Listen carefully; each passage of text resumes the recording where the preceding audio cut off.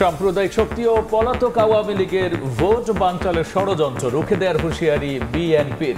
Peer দাবিতে অনড় জামাত, আগে গণপরিষদ নির্বাচন চায় এনসিপি।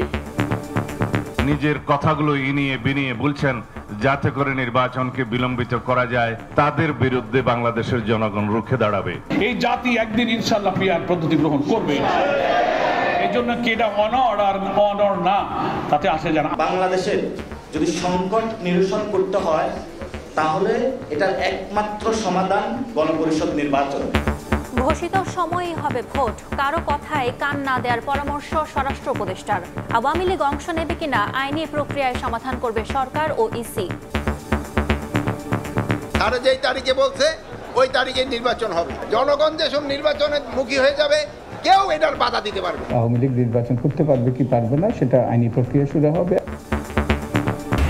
হলি আর্টিজান হামলার পর রাজশাহীতে জঙ্গি সন্দেহে গ্রেফতার ব্যক্তির কোচিং সেন্টারে অভিযান, মিলল অস্ত্র ও বোমা তৈরির সরঞ্জাম, বিস্ফোরক নিষ্ক্রিয়, আটক 3।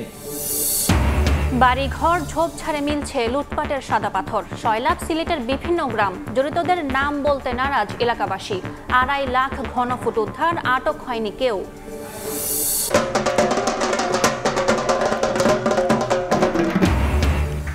জন্মাষ্টমীতে বর্ণাঢ্য শোভাযাত্রা, মন্দিরে মন্দিরে শ্রীকৃষ্ণকে স্মরণ, দেশ ও জাতির মঙ্গল কামনা ভক্তদের।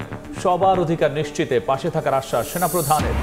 এবং চুক্তি ছাড়াই শেষ ট্রাম্প পুতিন বৈঠক, আলোচনায় অগ্রগতির দাবি দুই প্রেসিডেন্টের। জেলেনস্কির সঙ্গে বসছেন সোমবার, যুদ্ধ বন্ধের বিষয়ে হবে আলোচনা।